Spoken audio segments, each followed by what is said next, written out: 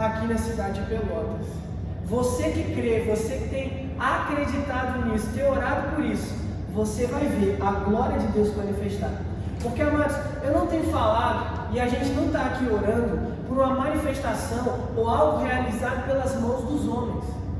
Não é algo que eu posso fazer, não é algo que você pode fazer, é algo que Deus pode e vai fazer, porque é a vontade e o desejo dele. Eu estou crendo que o Senhor, Ele deseja trazer um avivamento para a igreja nesses dias. Eu até compartilhei hoje na minha página, fiz questão de marcar a igreja também para compartilhar lá pelo status da igreja, uma profecia da parte do Billy Graham para o Brasil. Um dia ele estava orando pelas nações, e quando ele passou pela bandeira da nossa nação, Deus mostrou para ele que através da nossa nação viria o próximo avivamento, e o avivamento que se espalharia para as nações. E não é só o Billy Graham que falou isso. Deus tem levantado grandes homens e mulheres para falar isso nesse tempo. O meu desejo, como um homem de Deus, como um pastor dessa igreja, não é ficar aqui querendo trazer algum tipo de conhecimento, de novidade, dessa forma conduzir a igreja, conduzir a sua vida para mais próximo de Deus. O meu desejo é pregar a palavra e acreditar nas promessas de Deus. Deus não chamou nenhum de nós, principalmente a mim, Deus não nos chamou para sermos os escolhidos, os especiais, aqueles que iriam inventar a roda. Uma tática nova, um modelo novo de ser igreja. Deus nos chamou para ser fiel àquilo que Jesus Cristo definiu como igreja. E Jesus Cristo, quando Ele estabelece a igreja, Ele estabelece a partir de um fundamento, Ele. E nesse fundamento que é Ele, nós podemos enfrentar todas as coisas. Assim eu quero trazer todo esse contexto que foi falado aqui de transformação, de renovação, de ação do Espírito, para o contexto da mensagem de hoje. A gente está no mês de setembro, geralmente quando a gente chega em setembro, é muito falado sobre setembro amarelo. Campanhas são feitas contra a ansiedade e o suicídio. Eu quero trazer uma mensagem falando nesse contexto de setembro amarelo. Abra sua Bíblia em 1 Pedro, capítulo 5, versículo 7.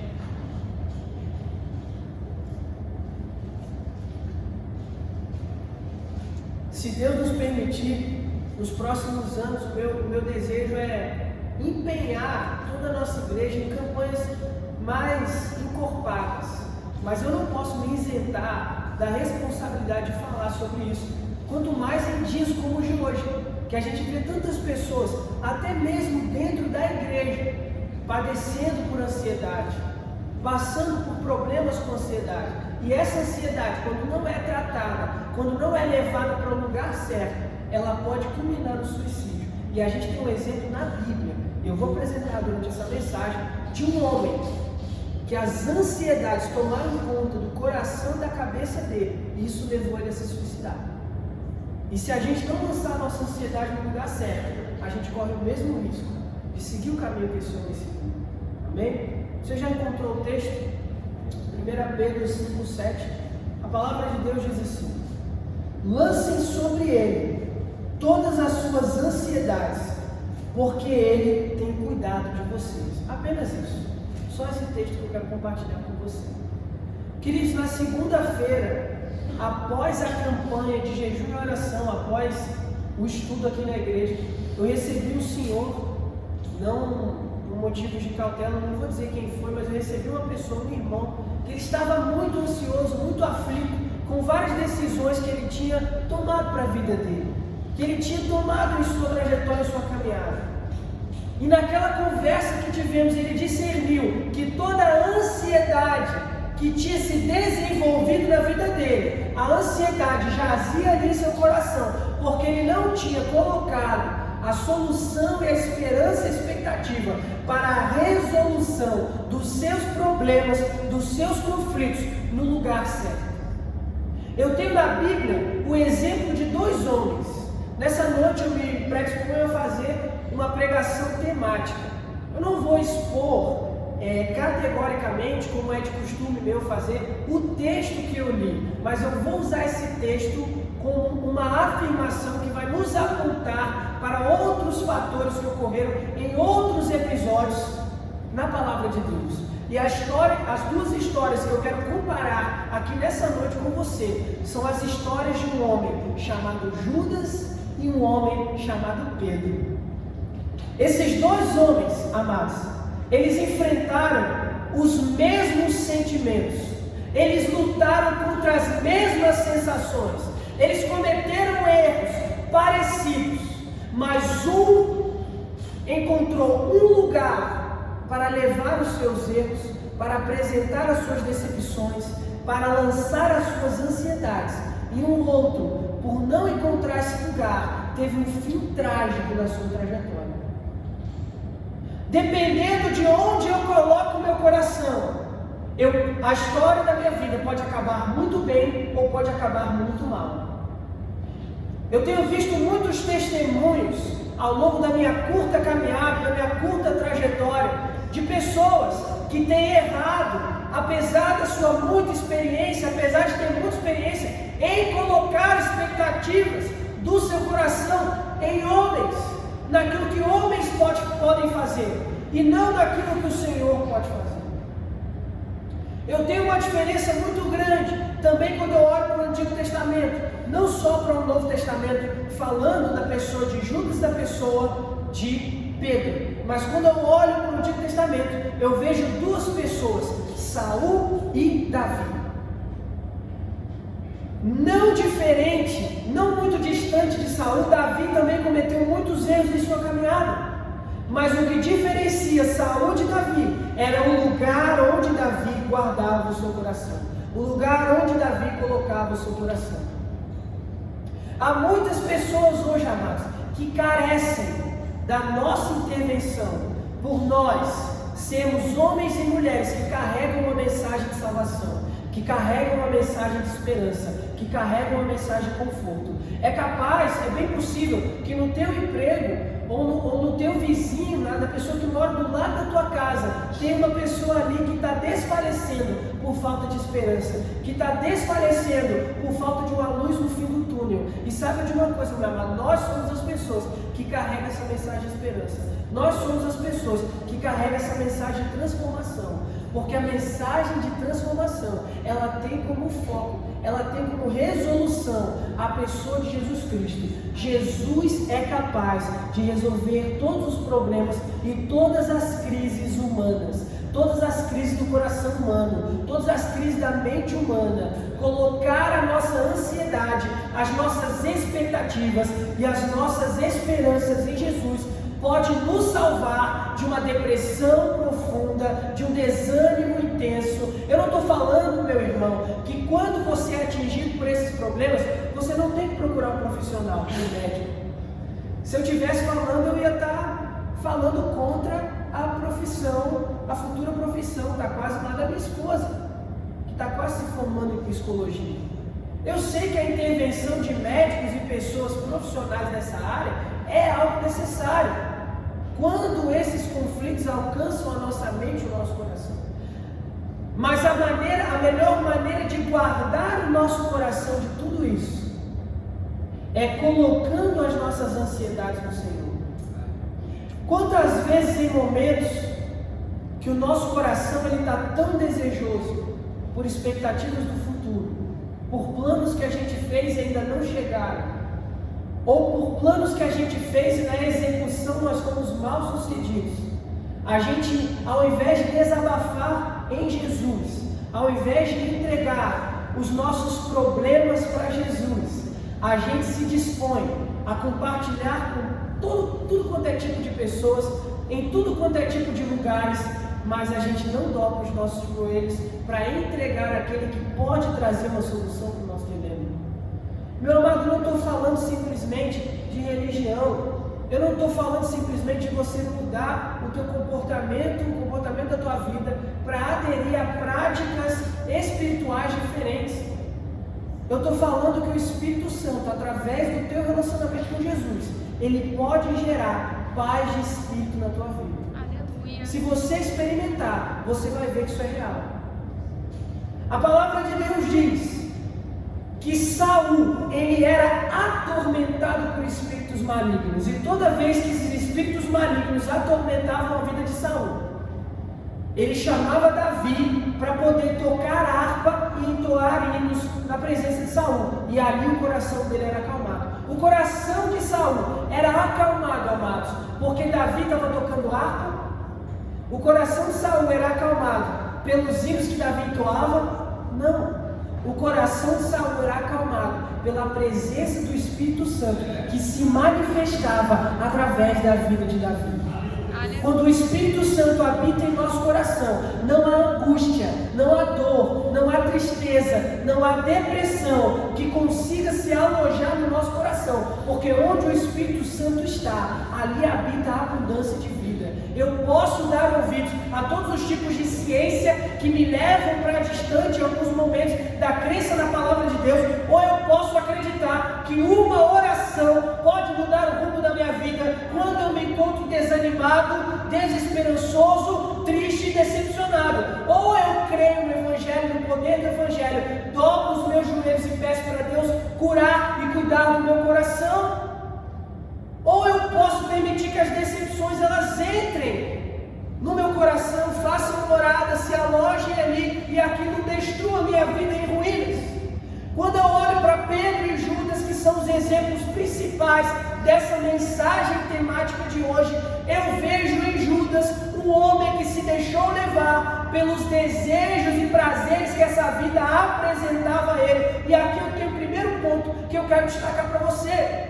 Meu irmão, o modo mais fácil de você se decepcionar nesse mundo que está caído por causa do pecado e falido por causa da destruição que o pecado realiza na vida do homem e até na natureza, é me distanciando, tirando os meus olhos do Senhor e colocando os meus olhos nas coisas desse mundo. Dentro da casa de Deus, esse é o caminho mais fácil para eu me decepcionar. Lá fora eu tenho pessoas que o dinheiro causa uma anestesia nas suas mentes e faz com que eles se enganem a não perceber que o caminho que eles estão tomando está levando eles a largos passos para a destruição. Se eu olho para esse mundo, tudo que eu vou colher no meu coração é decepção, é tristeza, é amargura, porque nesse mundo, desde que Adão pecou e se separou de Deus, o que a gente vê é pecado, é destruição, é covardia.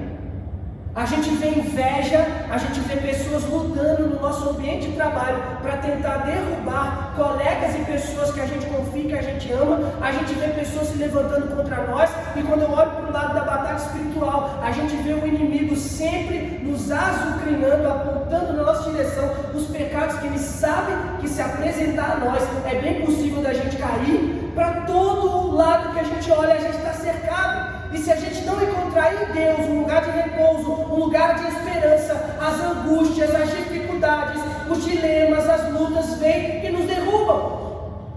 Eu vejo essa diferença entre a vida de Judas e a vida de Pedro. Pedro não caiu, não porque ele era diferente de Judas ou ele era melhor do que Judas, mas porque ele tomou uma atitude que Judas não tomou. Pedro perseverou no Senhor. Judas, ele deixa o coração dele ser levado por aquilo que os olhos veem, por aquilo que encanta a nossa natureza humana. Quem não gosta de dinheiro, né? Quem não gosta? 30 moedas de prata naquele tempo era muita grana. Mas ele traiu seu propósito de vida pelas ambições. Muitas vezes a gente vê pessoas angustiadas porque ao invés de agradecer por tudo aquilo que Deus tem lhe dado, por mais que seja pouco, essas pessoas deixam as ambições falar em seu coração. Essas pessoas deixam o desejo e a sede por mais. Eu não estou dizendo, amado, que nós temos que nos contentar com uma vida de miséria, mas há uma chave que Jesus nos apresenta para multiplicar aquilo que a gente tem. Eu multiplico o que eu tenho sendo grato a Deus pela provisão dele na minha vida. Eu multiplico o que eu tenho caminhando em gratidão ao Senhor por tudo que Ele fez até hoje. Há pessoas que, ao invés de caminhar numa direção segura em Jesus, colocando seu coração em Jesus, elas buscam meios ilícitos. E quando esses meios ilícitos dão errado, quando esses meios ilícitos falham, essas pessoas se decepcionam e mergulham em profunda amargura, Voltando aqui para o contexto da história de Judas. Judas, ele tinha tudo para dar certo, assim como cada um de nós tem tudo para dar certo, assim como cada pessoa, quando encontra Jesus, você tem tudo para dar certo. Assim como há pessoas lá fora no mundo, que a gente sabe que apesar de tomarem caminhos que são maus, há uma esperança para elas em Jesus, há uma expectativa de tudo em suas vidas ser renovado.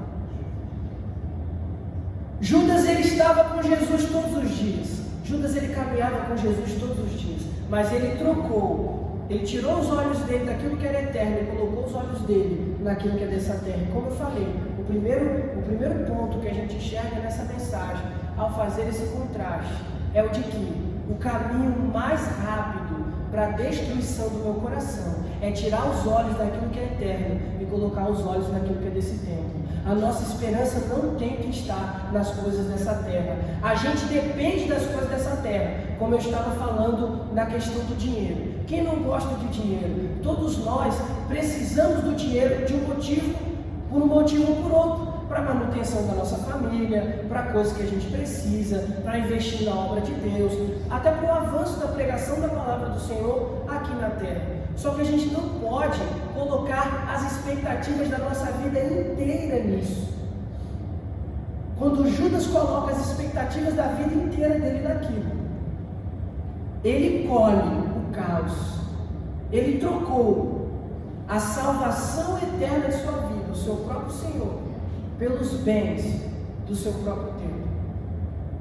Cometer o erro não foi o último problema da vida de Judas, mas foi a falta de arrependimento em seu coração após cometer o erro.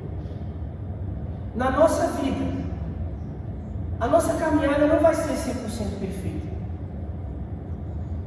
Eu falei aqui com os amados algumas vezes já sobre a perfeição cristã, pregado por John Wesley.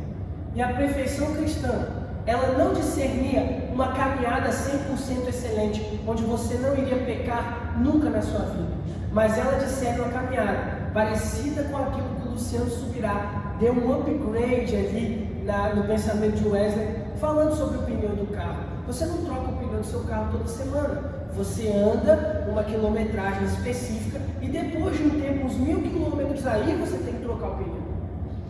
E assim é o pecado na vida do cristão. O cristão que peca todo dia está fazendo alguma coisa errada, está distante do relacionamento com Deus. Mas uma hora ou outra você vai falhar. E é para esse tipo de falha que João ele diz lá em 1 João: filhinhos, não pequeis, mas se pecar, confia no advogado. Não cometa erro, não deixe a angústia desse tempo dominar o teu coração, mas se ela dominar, confia no advogado, confia naquele que te defende, confia naquele que justifica a tua vida, confia naquele que justifica o teu coração. O contraste entre Judas e Pedro é que Pedro, quando ele erra, ele tem um lugar seguro para repousar o seu coração, ele tem um lugar seguro para lançar suas ansiedades. Eu vejo em Judas um homem que, ao cometer o erro, por falta de arrependimento em sua vida, pelo coração ambicioso, ganancioso de Judas, a melhor solução que ele vê diante da sensação que o erro que ele cometeu trouxe para o seu coração foi se suicidar, foi dar cabo da sua vida. Porque Judas, amados, ao contrário de Pedro, Judas, ele pensava que ele era capaz de segurar os problemas dele aqui, no peito. Como muitas vezes a gente se acha capaz, a gente pensa que pela nossa experiência, pelos nossos anos de caminhada, por tudo aquilo que a gente viveu, a gente é capaz de segurar no peito. Vem uma aflição, te alcança, e ao invés de orar, ou de compartilhar com algum irmão, ou de colocar aquilo como em oração, junto com a igreja, na vida da igreja, você não, para que eu vou contar? Eu sei lidar com isso sozinho, eu consigo segurar, eu consigo levar adiante. E foi exatamente isso que Judas cometeu. Amado, imagine a dor de saber que você traiu aquele que te deu a vida de verdade, a pessoa que mais investiu em você, a pessoa que mais acreditou em você, a pessoa que te amou sem pedir nada em troca. troca. A pessoa que no dia em que você iria traí-lo, te chama de amigo. Jesus, quando Judas, ele vem para tomar o próprio Cristo e levá-lo para a crucificação, Jesus se aproxima de Judas e diz: amigo, para que você veio? E a afeição de Jesus para com Judas era uma afeição de amor. Ou seja, Jesus investiu em Judas, Jesus treinou Judas, discipulou, acreditou em Judas. Quando Jesus envia os 60 discípulos para expulsar demônios e curar enfermos por todo mundo, Judas era um daqueles 60 discípulos que Jesus reveste de autoridade e fala: Judas, vai, eu acredito que você pode me representar. Jesus acreditava em Judas para representar ele. Só que na hora da verdade, Judas traiu Jesus. Mas o que eu quero destacar aqui não é a ação da traição em si, mas é o fato de Judas pensar que ele poderia lidar com esse problema sozinho. Meu irmão, a gente, como igreja, a gente é família por um motivo. Sabe essa pessoa que está do teu lado aí, ou que está próximo de você? Deus colocou ela na tua vida como igreja. Nós, como igreja família, eu estou aqui também para caminhar com você, para orar com você, para chorar com você. Ser igreja é isso, é chorar com os que choram e se alegrar com os que cantam. É isso que a Bíblia nos diz.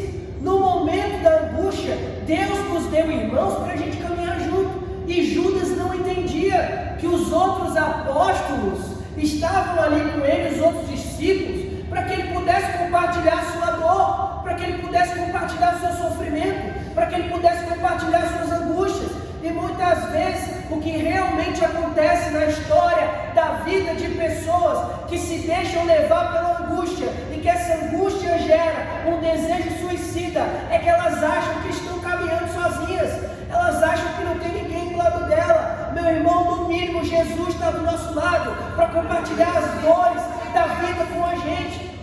Pedro também negou Jesus. Judas negou Jesus vendendo ele por 30 moedas de prata. Mas Pedro negou Jesus dizendo que ele não tinha parte com Jesus 3 vezes. O galo cantou 3 vezes. E nas 3 vezes acontecem algumas situações interessantes que eu vou destacar para você. O Pedro, ele vai de longe para espiar, para ver como é que estava o julgamento de Jesus. Vai Pedro lá, disfarçado. Igual o Jedi, para quem já viu Star Wars sabe o que eu estou falando. O Jedi, ele sempre usava uma capa assim e ia escondido lá pelas moitas do espaço. Pedro vai desse jeito para o palácio de Pilatos para observar, espiar como é que está o julgamento de Jesus. Então ele é encontrado por uma das empregadas, e quando essa empregada encontra com Pedro, ela diz: ei, eu conheço você, você é um daqueles que andavam com Jesus, não é? E Pedro, assim como Judas fez, nega Jesus e diz: eu não tenho parte nenhuma com esse aí. A gente costuma diferenciar o erro de Pedro e o erro de Judas, porque o erro de Judas envolve dinheiro, mas moralmente falando, eticamente falando, eles cometeram o mesmo erro. Eles lavaram as mãos deles e disseram: ó, Jesus, eu caminhei contigo 3 anos, mas nessa aí tu está sozinho, te vira. O erro que eles cometeram foi o mesmo. Mas como eu estou falando aqui, amados, o meu desejo não é destacar o erro, mas é destacar o lugar que esses 2 homens escolheram colocar as suas ansiedades, colocar as suas angústias. O texto principal que a gente leu aqui diz: lance as suas ansiedades, sejam elas quais forem, sobre o Senhor, porque independente daquilo que você fez, independente de por onde você andou, Deus tem cuidado da tua vida. É por isso que você está aqui nessa noite, é por isso que você está aí me acompanhando online, seja o horário que for. Se você resistiu e caminhou até aqui, Deus tem cuidado de você. Tem até um hino do Marquinhos Gomes que diz para nós: não importa quem você é, não importa o que você fez, Jesus conhece o teu interior. Meu irmão, quando Jesus morreu na cruz, Ele levou sobre si todos os nossos pecados, todas as nossas ansiedades, todas as nossas dores, todas as nossas aflições, independente de onde essas dores e essas aflições vêm. A gente costuma pensar às vezes que é para um certo tipo de pecado que Jesus morreu na cruz. Jesus só morreu na cruz para perdoar a mentira. Jesus só morreu na cruz para perdoar aquele olhar que eu mandei quando casado para aquela pessoa que não era minha esposa. Jesus morreu na cruz para perdoar e restaurar a tua alma, seja qual for o pecado que você cometeu. É claro que de acordo com o tamanho do pecado diante dos homens, a consequência vai ser maior ou menor. Mas que Jesus morreu para te perdoar e para regenerar a tua vida e para restaurar o teu interior e para não permitir que você se sinta sozinho, angustiado e amedrontado. Ele morreu. Talvez depois que você cometer o pecado, vamos dar um exemplo de Judas aqui que a gente está caminhando com ele. Se Judas se voltasse para Jesus durante o seu momento de ansiedade, de angústia, de sofrimento, talvez depois de perdoar Judas, Jesus não permitisse que Judas pregasse para milhares de pessoas e elas se convertessem. Talvez sim, talvez não. Mas fato é, e é com esse fato que eu quero trabalhar, se Judas tivesse se voltado para Jesus, Jesus teria perdoado ele, porque a essência de Deus é o perdão. Deus não perdoa, Deus não tem a capacidade de perdoar. Eu tenho a capacidade de perdoar, você tem a capacidade de perdoar. Deus é perdão. E aí, meu irmão, não me pergunte qual teria sido a história de Judas se ele tivesse sido perdoado, porque isso é uma questão que na eternidade, na presciência de Deus, ele teria definido. Como não aconteceu assim, a gente sabe qual foi o catastrófico final de Judas. Judas, ele resolve segurar tudo no peito. Judas, ele acha que é capaz de lidar com tudo sozinho, e o seu fim é trágico. Pedro entende que por mais que ele tenha errado, por mais que ele tenha colocado as suas expectativas, por mais que ele tenha cometido atitudes terríveis contra Jesus, Jesus era capaz de perdoar ele. Nós precisamos entender, amados, que quando a gente lança as nossas ansiedades sobre Ele restaura a história da nossa vida. Após ressuscitar, Jesus encontra com Pedro. Pedro não se sentia digno de encontrar com Jesus. É tanto que a palavra de Deus nos diz, lá no texto, onde Jesus ele vem nas margens da praia e vê Pedro pescando. A primeira vez que Pedro encontra com Jesus, Pedro estava pescando. E a segunda vez no reencontro, Pedro também estava pescando. E a palavra de Deus nos diz uma característica interessante. Quando Pedro vê Jesus na margem da praia, o que ele faz?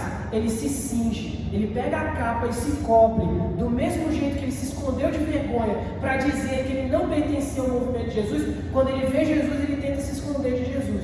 Mas Jesus, com graça, com perdão, com amor, com misericórdia, se aproxima dele e diz: Pedro, vem cá, vamos ter um momento de comunhão junto. Vamos assar um peixe aqui para a gente comer com pão. Não importa por onde a gente andou, eu não preciso deixar o desespero consumir a minha alma. Eu não preciso deixar o medo, a insegurança consumir a minha alma. Eu posso em Jesus encontrar um amigo fiel que vai me perdoar, que vai cuidar das minhas emoções. Naquele momento, Deus curou as emoções de Pedro. E eu te provo com um episódio como Deus curou as emoções de Pedro. Jesus se aproxima de Pedro e Pedro se sentia indigno até de conversar com Jesus. Mas aquele que se achava indigno de conversar apenas com Jesus, Jesus diz para ele: Pedro, eu sei que você errou, eu sei que você teve problemas emocionais atribuídos por esse erro, mas eu confio a minha igreja a você. Jesus diz para Pedro: Pedro, você me ama? E Pedro diz: Senhor, eu gosto de você. Por que Pedro disse simplesmente que gostava de Deus e não teve coragem de dizer que ama? Porque Pedro estava se sentindo indigno. Pedro achava que a dignidade dele, muitas vezes a gente comete esse erro de pensar que a nossa dignidade está atrelada às nossas capacidades. Mas a nossa dignidade está atrelada ao perdão que Deus libera sobre nós. Jesus pergunta a Pedro: Pedro, tu me amas? E se você olhar no grego, a expressão que Pedro diz nas duas primeiras vezes é: eu gosto. Eu gosto. E na terceira vez, Pedro, com um semblante baixo, ele diz: sim, Senhor, eu te amo. Porque Pedro sabia que se ele falasse que amava Jesus, se ele se comprometesse com a missão que Deus estava entregando a ele tinha medo de falar de novo. Só que o segredo que Deus compartilha conosco através dessa situação é, amados, quando Deus ele perdoa a gente, Ele fortalece o nosso coração, Ele capacita a nossa vida. Pedro não sabia, mas depois daquela segunda vez que Jesus perdoou ele e liberou sobre ele uma unção para cuidar da igreja, o Espírito Santo viria sobre o coração de Pedro e capacitaria ele a nunca mais errar naquilo que ele errou da primeira vez. É clinicamente comprovado, psicologicamente falando, que as doenças de ansiedade e as angústias geradas no coração das pessoas e aquilo que leva as pessoas a se suicidar são pensamentos atrelados à imperfeição. Quando a pessoa ela não se sente capaz, quando a pessoa ela não se sente digna, quando a pessoa acha que o erro que ela cometeu não tem mais volta, quando a pessoa se sente incapaz de contribuir com o meio que ela vive, quando a pessoa ela acha que ela não é digna o bastante de realizar aquilo que esperam dela. Mas quando Pedro encontra com Jesus, todas as incapacidades dele são deixadas de lado. Todos os medos dele ficam para trás, porque o Espírito Santo fortalece a vida de Pedro. Um relacionamento com o Espírito Santo pode fazer com que você tome um destino diferente com a tua vida. Você pode fazer como Judas, eu posso fazer como Judas, e deixar as minhas incapacidades me levarem para o buraco, as minhas ansiedades fazerem com que eu destrua a minha vida, destrua o meu destino. Ou eu posso permitir, como Pedro, que o perdão de Jesus cure o meu coração, que o relacionamento com Jesus restaure a minha história, mude a minha vida. Amado, o mesmo Pedro que um dia nega Jesus, em outro episódio à frente, depois de perdoado, depois de restaurado, depois de viver um relacionamento profundo com Deus, é o Pedro que prega para 3.000 pessoas e elas se convertem.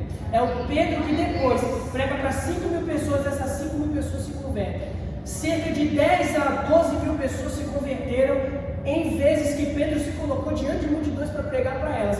E esse era o mesmo Pedro que era incapaz.